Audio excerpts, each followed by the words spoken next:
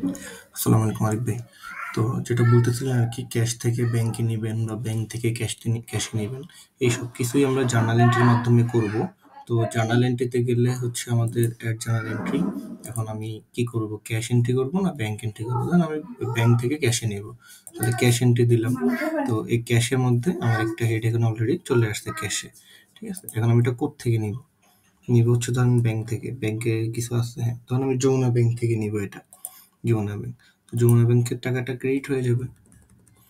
আর সেটা আমার যেটা ক্রেডিট হবে এটা আমি ক্যাশে নিয়ে নিচ্ছি।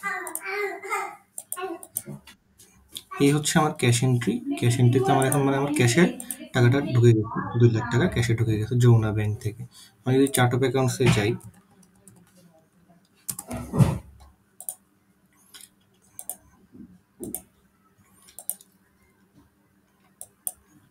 ব্যাংক থেকে যমুনা ব্যাংক সিআর হয়ে গেছে। এখান থেকে আমার ক্যাশে টাকাটা ঢুকে গেছে। 2 লাখ টাকার এন্ট্রি আমি মাত্রই দিলাম। তো এইভাবে আপনি ক্যাশ থেকে আবার রিভার্স হইতেও করতে পারবেন, যে ব্যাংক ক্যাশ থেকে ব্যাংকে দিবেন। তো এগুলো আপনারা এভাবে জার্নাল এন্ট্রি দিয়ে ম্যানেজ করতে পারবেন। কিছু না বুঝলে আমাকে জানাবেন।